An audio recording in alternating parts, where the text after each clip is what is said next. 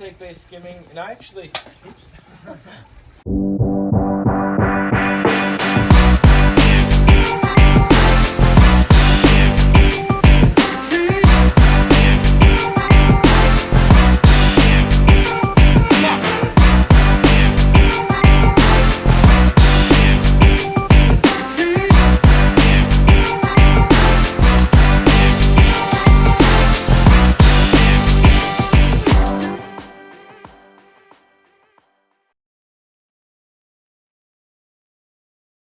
Hey, this is Joe with Black Boy Water Features. Today I'm with Connor, and we're going to walk through this pond that I built with my kids about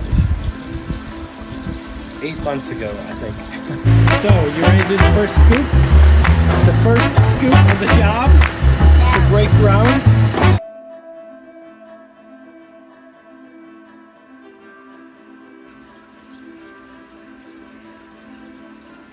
This is the area here where I feed my fish. You can see right now they're begging for food. Right here I have a jet that kind of comes through. So this is a dead, what I would call normally a dead area because it kind of narrows down, but I'm forcing the water to go this way, which is also like a little treadmill for the koi fish. So they come in and get some exercise, but I love this space too because it's a good spot to feed them. But something I was actually going to ask you about is how, like, you keep this area so clean like the rest of the feature, even though your intake bay is over on the other side. So that's well, I think a lot of it has to do with the jet, creating that circulation. It kind of pushes all the sediment. So when things fall in the pond, you know, the jet will just kind of push it away. Look at these guys. Yeah.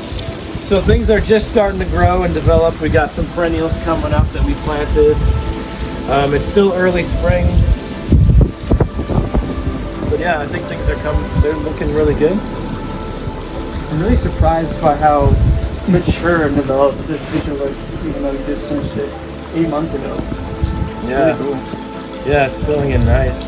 I mean, there's not many water plants. But I like that because I like to see, you know, I have a good filtration system. So yeah, over here we have, so I mentioned the debris gets pushed over here and then it kind of gets brought in over in this area. So this is the intake-based skimming system. I prefer this net here because I like to bend over and get some exercise, but then I can just scoop all the debris out of here. You know, as it falls, the debris ends up in here. And I've gone more than a month without doing anything. The debris will just collect in here, and then I'll take it and scoop it out and just, you know, put it in another spot in the yard. This is the most popular feature for people that want a low maintenance waterfall. Put in an intake-based skimming system. They're really nice. Is that an artificial rock in there? Yeah, it is. So that just covers the pump lid. Yep. Yeah, I would have never guessed, except I happened to notice, you know, the shape. Yeah, yeah. So underneath that, the pump is located underneath here, and then it creates circulation to the waterfall, and then another line runs around to the jet. And there's ball valves, so I can adjust the flow.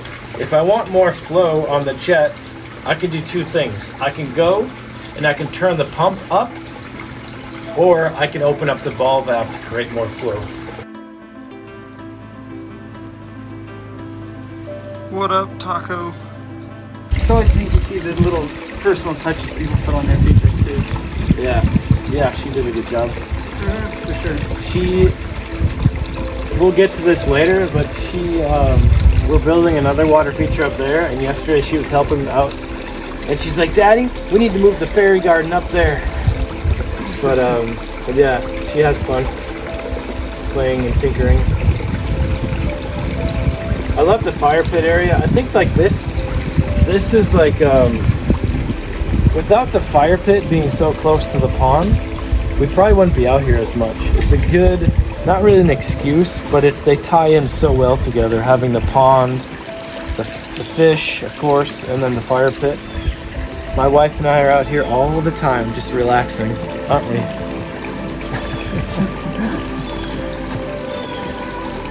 Yeah, another thing too is, so I have these grass pads on either side, and we actually play cornhole.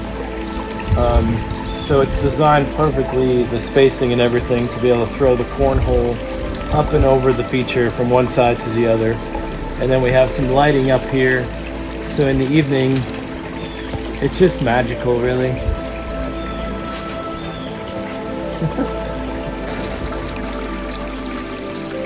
So, what do you have going on up here? Like, how do you even have the water emerging? Because it looks like it's just emerging out of the ground.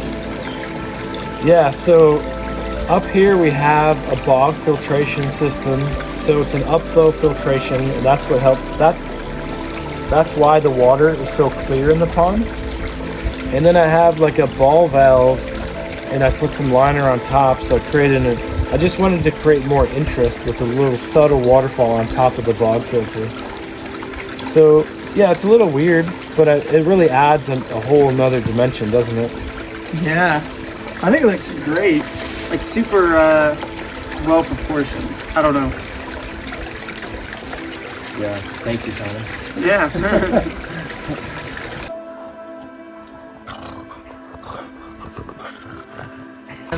I bought it. Yeah, I just bought it and kind of put it together. But I just wanted to do something different. So by putting him at an angle, you see that in nature a lot, and that's kind of the inspiration for that water feature up there. And I had the idea of that, like I purposely wanted to carry that angle up to the top for that water feature. But yeah, just something different. I see it in nature all the time. And I've never seen anyone incorporating it into a water feature. So I'm proud of the idea of doing it. But yeah, I think it adds a lot of interest too. And then putting the moss in there kind of softens it a little bit. So.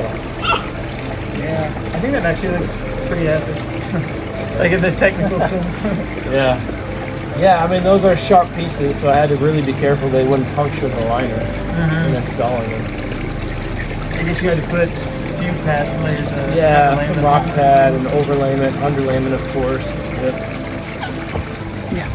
I've noticed you have a lot of tadpoles in here. Yeah, well, the toads got busy. Those are actually toads. Oh, okay. So I saw them out here. So they were breeding. They had babies. They actually laid all the eggs in the intake bay. And then before the eggs developed, I guess they got sucked through the pump and then spread everywhere. They're up top there. They're all over the pond. My daughter and I have been catching them, and we're going to release as many as we can into we have a bigger pond, the community pond over there. So. Very cool. Have you noticed, did the koi ever try to eat the tadpoles or anything like that? Some of them will. Some of them will eat them, but they definitely prefer the koi food and the algae grazing, you know. Yeah. But it's also going to create more of a bio load waste to have these extra tadpoles. I have the bog filter, so I'm not overly worried about it. But I mean, there's hundreds of them in here, isn't there? Yeah, they really are. I guess they were all laid after you had your feature cleaned, or did they survive the cleaning? They were all after he cleaned. Oh, okay. Yeah. So if anybody wants some tadpoles, message us, and we'll get you some tadpoles. All right. So notice you have quite a few different plants here, big variety.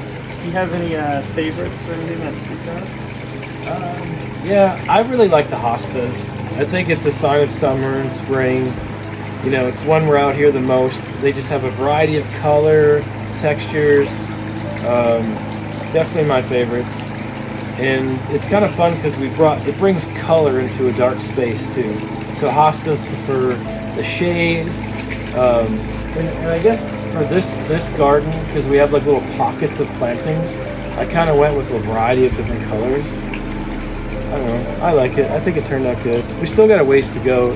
Like every garden, you continually change and add different plantings.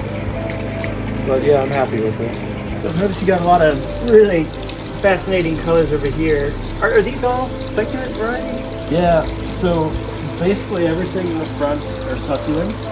The little guy, that's actually a new variety of dwarf hosta, but all these are succulents. So it's kind of an unusual space because we get a lot of sun right here, and then immediately you get shade. So not often in gardens can you have like a full sun area next to full shade, but they're pretty happy. You know, the idea here is to kind of allow these to spread, and then the taller varieties are going to poke up through. So all these little sedums will eventually take over this whole space, and then you have these other ones kind of popping up through. But yeah, it's fun. I like the variety of succulents here, for sure. This one looks like it's already grown quite a bit. Yeah, so some of these we had to, my chickens got in here. Oh yeah? And they destroyed the succulents. So I basically had to replant this whole thing this spring. Kind of disappointing, but an opportunity to do it again, I guess. Yeah, for sure. So notice you got your hanging lights, your tiki torches, your fire pit. This place looks really sick at night. Yeah. That's probably my favorite time to be out here at night. It does look really stunning. And you've got lights in the feature as well, right? Yeah, the whole pond just glows at night. Highly recommend putting pond lights in a water feature. I mean, it completely transforms the space. And the tiki torches are just a fun touch. You know, kind of carries the fire pit over to having other fire in other parts of the yard. I mean, who doesn't like fire and water, right? We got both right here. Yeah, it appeals to that primal instinct. Yeah, it definitely does.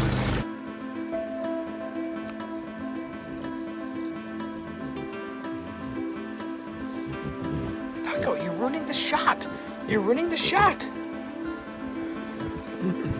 So, what is it I spy up there? I think I hear more water. Yeah, some good stuff. Let's go up there.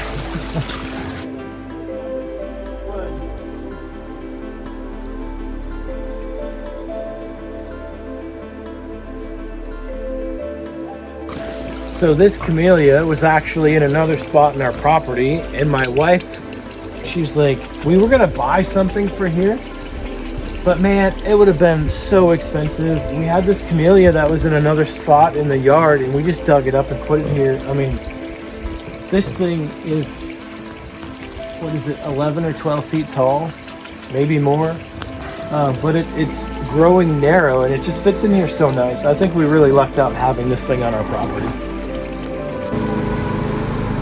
So I'm getting pretty excited. It looks pretty cool from here. Yeah, I love that fountain. So that's a project I've been working on for the last, how long have I been working on it? 2 months? Maybe. I don't know if it's been that long, but maybe. I think it has been about 2 months. By the time I'm done, it's definitely going to be 2 months. Yeah. But yeah, like, mostly my kids and I have been doing it. I don't know, did you help out at all? I haven't, but I think maybe Jonathan did. Yeah, Jonathan and Brandon helped just a little bit. I needed help setting some of the big boulders. But yeah, it's something different, something unusual. And of course, this is the entrance to the house here. So it starts off with this. This was the first rock we set. So this is a giant piece of flagstone. I just love it. It's very unusual because it's so big. It's the biggest, right? Yeah, that's what they said. Yeah. One of the biggest slabs that they sold at the stone supplier, which is saying something. They've been in business for a long time. Yeah. So it is massive. Yeah. I think it's like 11 feet long. But yeah, this is a fun space. I mean, it was borderline unusable when we bought the home. It had such an incline on it. Like when you walked up to the front door, you're like, yeah, now it's nice and level. It has a nice flow, and look at the beautiful colors. My wife and daughter planted all those very recently. I love the stump. Yeah. So the stump, actually, that's a sewer pipe underneath there. Oh, very cool. Yeah. So that was another. My wife, she was like, what are you gonna do with the stump? I'm like, don't worry, I got it. I got a good idea. And I hope she likes it. I don't know if she does. But yeah, it adds some interest too, doesn't it? Mm-hmm. Like I was showing Jonathan this morning, and he's like, "Oh, I love the stump." Like, so it looks like an intentional thing, not like we're trying to hide something, which is what you want, right? Yeah, walking by, I would never guess that, like, you know, it was used for something. Yeah. But is it something you made? Like, did you design the stump? No, I had a stump over there, and it was from a big tree like this.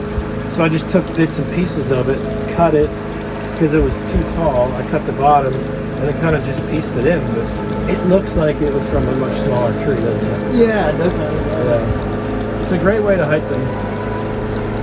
Yeah, I can remember that.